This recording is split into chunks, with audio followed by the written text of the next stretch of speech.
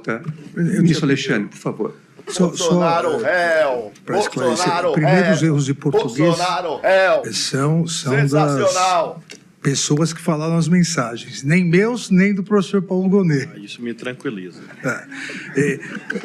E ministro Fux, em relação ao batom, obviamente, Vossa Excelência conhece e eu defendo a total independência de cada um dos magistrados e acho que Vossa Excelência vai poder trazer uma discussão importantíssima para a turma. O que fiz questão de salientar, e agora explicito mais, é que é um absurdo as pessoas quererem comparar aquela conduta de uma ré que estava há muito tempo dentro dos quartéis, pedindo intervenção militar, que invadiu junto com toda a turba e, além disso, praticou esse dano qualificado com uma pichação de um muro.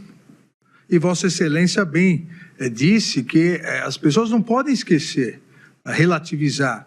Então, a questão da dosimetria, a questão da discussão, eu e o ministro Zanin, nós mesmos, divergimos, em muitos casos, na questão da dosimetria. Mas a questão dos fatos, nós temos que admitir os fatos. Lá não foi uma simples pichação. Lá houve toda uma manifestação já anterior de aderir à tentativa de golpe de Estado, de ficar nos acampamentos, de invadir com violência junto com os demais e pichar. A questão da dosimetria, aí é uma questão a ser analisada. Então, só esse esclarecimento, e obviamente, jamais falaria algo sobre o pedido de vista, porque eu também peço bastante vista. Vossa Excelência pediu do batom, o ministro Flávio pede de Bíblia, e assim a vida segue. É uma matéria que eu gosto. Como vota a ministra Carmen Lúcia? Não sei se esse telefone não sei se está funcionando. Acho que estamos ouvindo Vossa Excelência. Senhor presidente, agora cumprimento Vossa Excelência, os senhores ministros, um cumprimento especial ao ministro relator, Alexandre de Moraes, que apresentou o voto nesta parte agora de mérito. Não está funcionando? Que apresentou um voto de mérito muito, como sempre, muito substancioso, facilitando, como diz agora o ministro Luiz Fux, com a descrição que não precisa de ser repetida por cada um de nós, pelo menos de forma expressa nessa sessão. Eu começaria as minhas breves observações. Presidente, como já disse, eu farei juntada de voto escrito nesta fase, que uma das maiores historiadoras, se não a maior historiadora brasileira hoje, na minha compreensão, a professora Heloísa Starling, está publicando um livro, A Máquina do Golpe, como foi desmontada a democracia no Brasil, referindo-se à passagem de da década de 60. Num dos capítulos, aliás, em todas as fases, que está sendo seriada a divulgação do livro dela, ela mostra como não se faz um golpe em um dia e como o golpe não acaba em uma semana nem um mês. Ela mostra exatamente como, desde a década de 50, logo depois da promulgação de 1946, a movimentação no sentido de não se aceitarem as conquistas constitucionais foram sendo urdidas, trabalhadas, planejadas, para se chegar a uma década de 50 que, para cada um de nós, brasileiras e brasileiros, bem sabemos, foi tumultuada. Não adianta se falar que o período do Juscelino Kubitschek o Brasil era risonho, que não era exatamente um período de risos, com tentativas de não impedir vice-presidentes de assumirem, com mandados de segurança que foram impetrados neste Supremo Tribunal Federal, com impeachment informal que aconteceu no Brasil em relação a duas pessoas que assumiriam a presidência, com tentativa de não se empossar o presidente Juscelino Kubitschek, o suicídio do presidente Getúlio Vargas no auge de uma crise gravíssima. Isto tudo para dar a eleição de 60, 6 meses depois, a renúncia de um presidente, uma mudança constitucional para instalar o parlamentarismo, tudo isso sendo gerado numa tentativa exatamente de não se permitir que o Brasil se constitucionalizasse numa democracia, acabando exatamente em 1964. Então, nesta obra exemplar da professora Heloísa Starling, ela mostra como uma máquina funcionando o tempo todo, portanto, isto não acontece em um dia. E na denúncia apresentada pelo professor Paulo Gonet, pelo Procurador-Geral da República, se eu começar a ler, e quem assistir esse filme de trás para frente, do dia 8 de janeiro, nós, numa situação realmente de servidores públicos, como somos nós no Supremo, e que estávamos também, pelo menos em parte de nós, no Tribunal Superior Eleitoral, nós sabemos o que foi viver, não é, ministro Alexandre? O tempo todo, com um ruído debaixo dos pés, que eu mesma pedi, inclusive, a antecipação da diplomação do presidente, marcada inicialmente para o dia 19, que é o último dia da diplomação, e eu comentei com o ministro Alexandre, realmente houve a passagem para o dia 12, porque havia alguma coisa que eu não entendia muito bem, que as pessoas não entendiam, mas que não pareciam que estava todo mundo acolhendo tranquilamente, embora não houvesse nada formalizado. Porque não se formaliza golpe, porque não se planeja as escâncaras, embora houvesse uma sucessão de atos e fatos que são descritos na passagem. Então, se eu desenrolar do dia 8 para trás, as pessoas, por acaso, vieram mesmo para uma festa da Selma, desceram na mesma hora, chegaram no mesmo dia. Na véspera, no sábado, a ministra Rosa Weber, que estava aqui na presidência, disse que estava muitíssimo preocupada, telefonando sem parar para as autoridades, porque se preocupava com a chegada de caminhões, de ônibus chegando num domingo do início do mês de janeiro, em Brasília, e indo exatamente para o mesmo lugar. E daí a pouco se sabe que vão descer a esplanada e algumas máquinas que estavam ali para defender saíram ao mesmo tempo do mesmo lugar. Se eu voltar um pouco antes, no período eleitoral, como foram tensos aqueles dias, as tentativas de impedir eleitores de votar, a máquina funcionando para desacreditar o que é da confiança do cidadão e da cidadã brasileira pela singela circunstância de que é confiável, segura, rígido, correto o processo eleitoral brasileiro, a tentativa o tempo todo em praça pública, em avenidas importantes do país, reunindo pessoas para desacreditar as instituições, sendo que a democracia vive da confiança que a sociedade tem, que é melhor viver com os outros, para que a gente tenha maiores possibilidades de ter alguma segurança individual, social, e cada um poder aperfeiçoar seus talentos, cumprir suas vocações e ter alguma chance de fazer da vida uma aventura com a possibilidade de cada um se fazer feliz. Isto a democracia propicia, isto a ditadura não permite. E o ministro Flávio Dino vem de lembrar, se é fato que naquele dia, na frente ou dentro do Supremo, ou do Palácio do Planalto, ou do Congresso Nacional, não morreu alguém, ditadura mata. Ditadura vive da morte, não apenas da sociedade, não apenas da democracia, mas de seres humanos de carne e osso que são torturados, mutilados, assassinados toda vez que contrariar o interesse daquele que detém o poder para o seu próprio interesse. Não é para o bem público, não é para o benefício de todos. Portanto, este é um assunto gravíssimo que a Constituição brasileira já faz referência ao impedir grupos armados, ao, de uma vez, estabelecer como crimes alguns comportamentos que são tipificados pelo legislador. O que é descrito nesta denúncia, tomando emprestado ao que esta grande historiadora brasileira afirma como se desmonta a democracia na década de 60, que já vinha preparada desde a década de 40, de 50, como nós tivemos isso na década de 20, como nós tivemos no início da República, esta tentativa contínua que por si gera os atos e as consequências. E é óbvio que se diz, não, mas o poder os poderes constituídos, as instituições continuaram. Continuaram porque não se teve sucesso, não se teve êxito, porque senão não estaríamos aqui. Ministro Alexandre, ministro Fux, que tinha sido presidente deste Supremo Tribunal Federal, no auge de um processo que ele dizia, dormi no Supremo para defender, literalmente, com a minha presença, a institucionalidade na presidência, naquele período do 7 de setembro de 2021. Nós, do Tribunal Superior Eleitoral, então, que o tempo todo recebíamos todas as mensagens, não estaríamos aqui, por óbvio.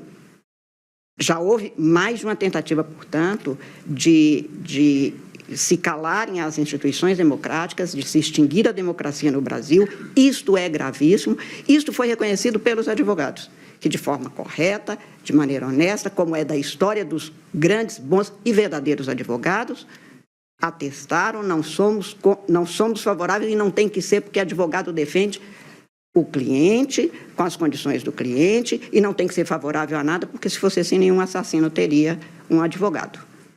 Podia ter um lobista, podia ter um rábula de alguma natureza.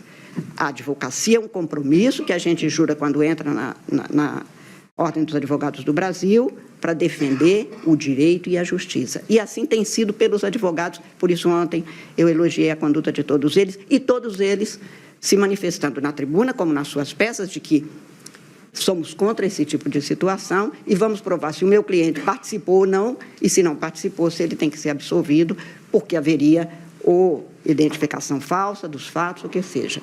Mas o que é preciso é desenrolar do dia 8 para trás, para a gente chegar a esta máquina que tentou desmontar a democracia, que é um fato. Acho que isso não é negado por ninguém em sã consciência. Todo mundo assistiu pelas televisões, assistiu pelas redes sociais, assistiu de toda forma. O quebra-quebra e a tentativa de matar o Supremo, como já tinha sido tentado de extinguir o Tribunal Superior Eleitoral. Os documentos trazem minutas que, se são rascunhos, ninguém rascunha que vai intervir no Tribunal Superior Eleitoral e criar um comitê ou uma comissão de fiscalização das eleições. Mata-se algo que tem dado certo, que é o Brasil que dá certo democraticamente, que é a justiça eleitoral brasileira. Portanto, a gravidade de tudo isso, e nesta visão, doutor Paulo Gonet, que eu faço de trás para frente, porque aí é fácil contar a história, para ninguém esquecer.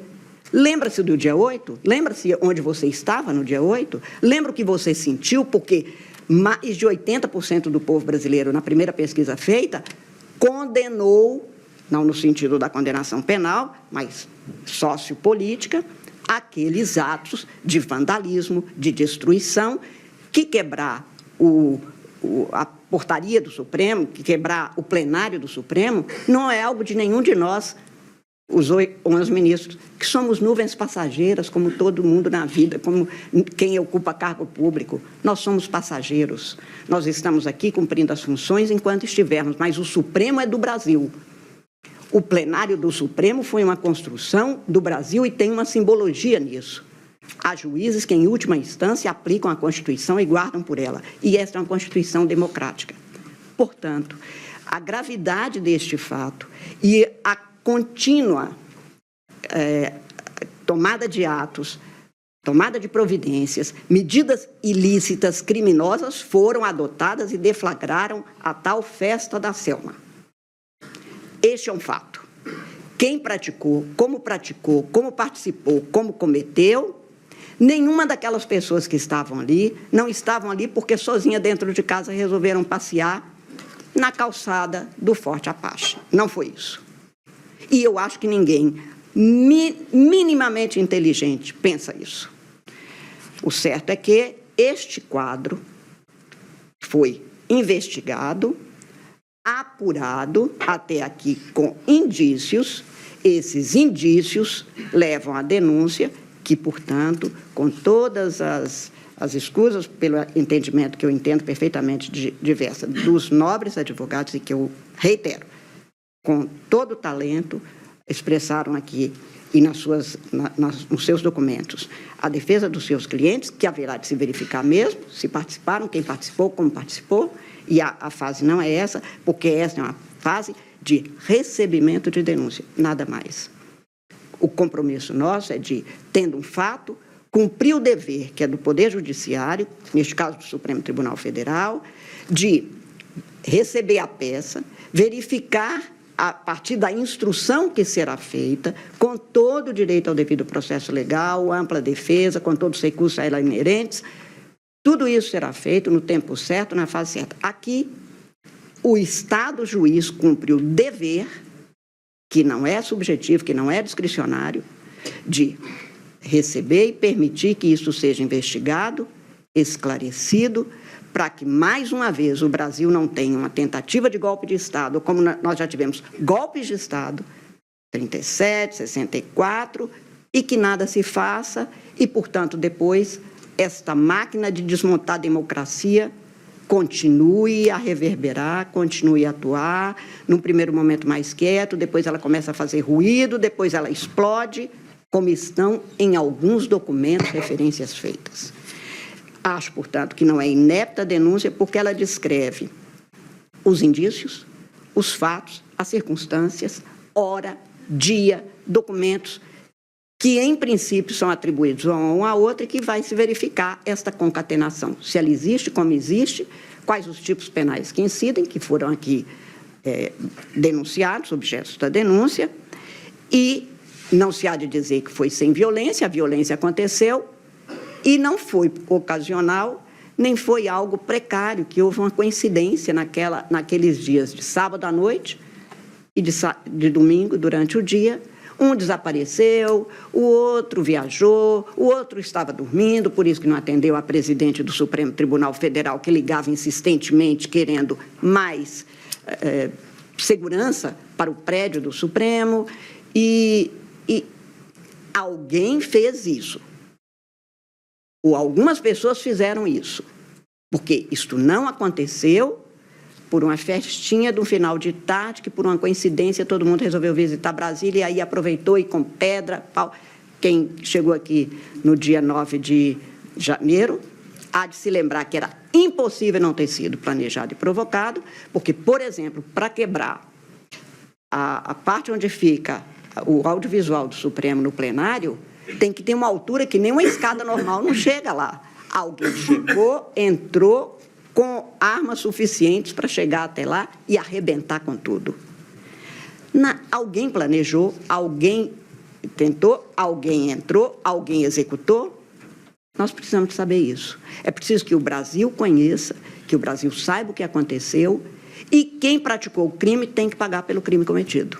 Então, aqui ficou claro que algumas falas, inclusive, ministro Alexandre, que foram ditas, não, isto aqui era uma função do próprio poder, sendo que nós sabemos que não é, até porque o que foi chamado, por exemplo, aqui, pela formulação do Procurador-Geral de ABIN paralelo, na verdade, se fosse no popular, seria um ninho de arapongas. Arapongagem é crime, não pode bisbilhotar, menos ainda o que não é da alçada de cada um, o que não é da competência de cada um, menos ainda se instalar em centros de poder, por uma singela circunstância de que nós não teríamos democracia de jeito nenhum.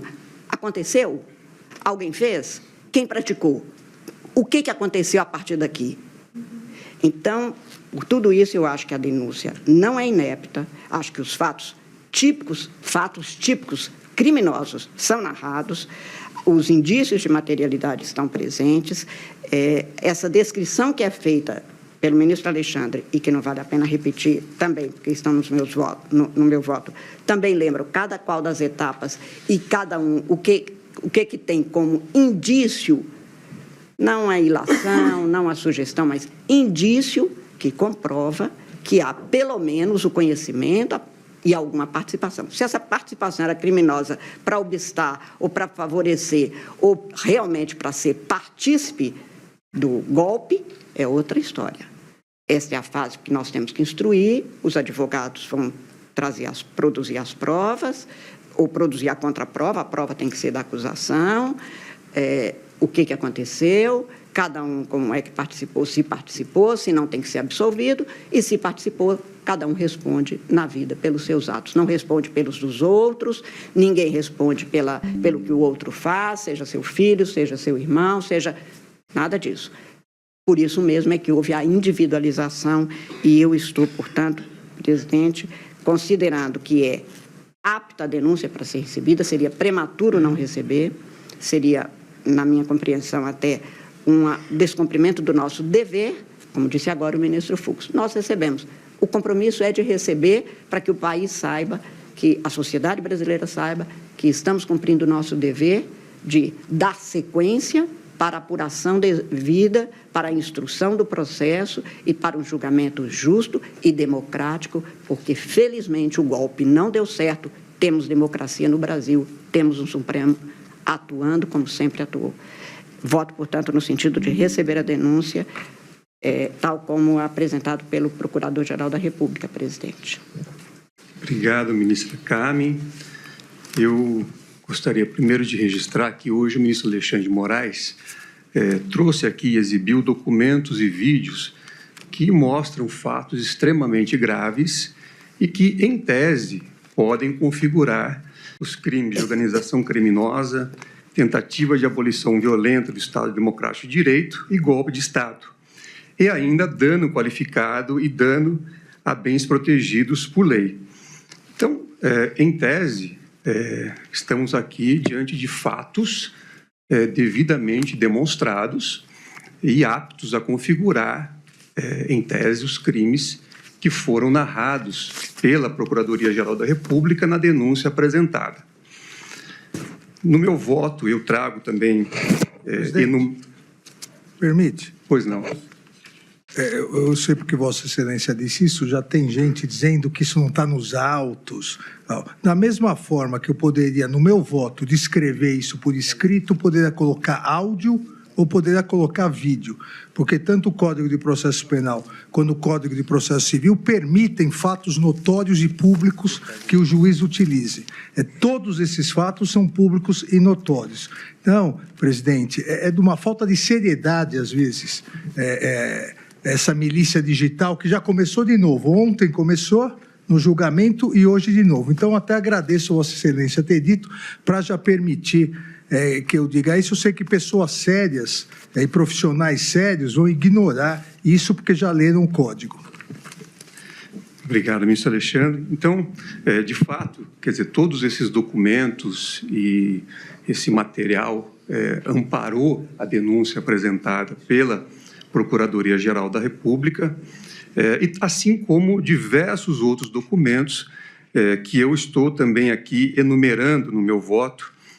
Não vou fazer a leitura, porque o ministro Alexandre também fez referência ao longo do seu voto a inúmeros outros documentos, depoimentos, mídias, celulares, relatórios de análise e informação da Polícia Judiciária, relatório de investigação policial.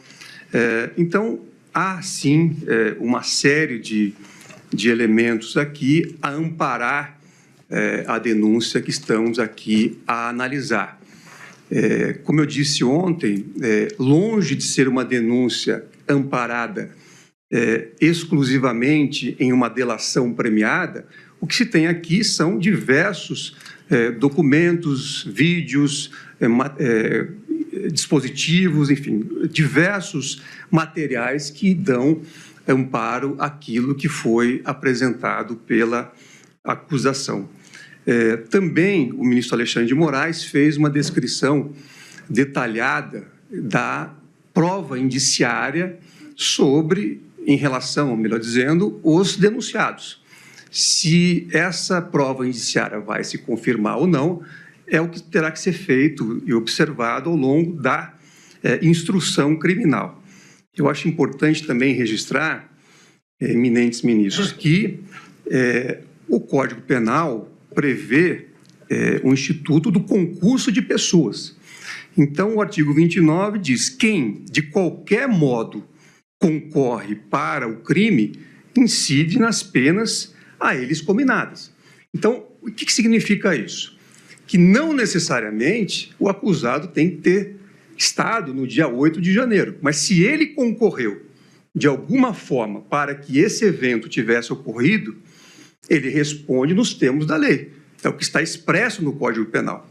Então, ao meu ver, não adianta dizer que a pessoa não estava no dia 8 de janeiro se ela participou de uma série de atos que culminaram nesse evento que, em tese, é compatível com os delitos escritos pela Procuradoria-Geral da República na denúncia. Ministro Dani, porque se não fosse assim, não existiria mandante de homicídio. Né? Exatamente, exatamente. Ele é apenas o autor material, né? Exatamente. Então, existem inúmeros documentos que mostram, em tese, a participação dos denunciados em atos que podem ter culminado no dia 8 de janeiro. Se esses documentos, se esses depoimentos são verdadeiros ou não, é o que se vai discutir ao longo da instrução. Mas, neste momento, eu também considero que há materialidade e indício de autoria a ensejar o recebimento integral da denúncia, tal como exposto pelo voto do eminente relator. E, por isso, eu estou acompanhando na íntegra Sua Excelência, farei a juntada de voto que é também integralmente convergente com o voto do eminente relator. Assim sendo, proclamo o resultado. A turma, por unanimidade, recebeu a denúncia oferecida pela Procuradoria-Geral da República em face de Alexandre Rodrigues Ramagem, Almir Garnier Santos, Anderson Gustavo Torres, Augusto Heleno Ribeiro Pereira, Jair Messias Bolsonaro, Mauro César Barbosa Cid, Paulo Sérgio Nogueira de Oliveira e Walter Souza Braga Neto, nos termos do voto do relator. Antes de encerrar, gostaria de agradecer a todos os servidores e colaboradores envolvidos na organização destas últimas sessões. Deixo de nominar individualmente, mas esse trabalho permitiu que tivéssemos aqui sessões tranquilas, para que pudéssemos efetivamente apreciar este caso e proferir os nossos votos, ouvir as sustentações orais e todas as considerações que foram trazidas. Então, com essas considerações, declaro encerrada a sessão. Desejo boa tarde a todos. Sensacional. Grande dia, Bolsonaro réu. Todos, né, neste primeiro grupo, se tornando réu, por unanimidade. Teve aí alguma discordância do Fux, querendo repensar a dosimetria, mas isso é para mais adiante. A ministra Carmen Lúcia faz um voto devastador, que ajuda muito, né, as pessoas a entenderem o que realmente aconteceu. O ministro Cristiano Zanin mandou um recado para o Bolsonaro, avisa que necessariamente o criminoso não precisa estar no local do crime para ser considerado criminoso. Espetacular! Gostou? Mete o dedo no like, a gente volta a qualquer momento com mais um vídeo informativo ou durante a nossa live. Obrigado a todos vocês e até mais!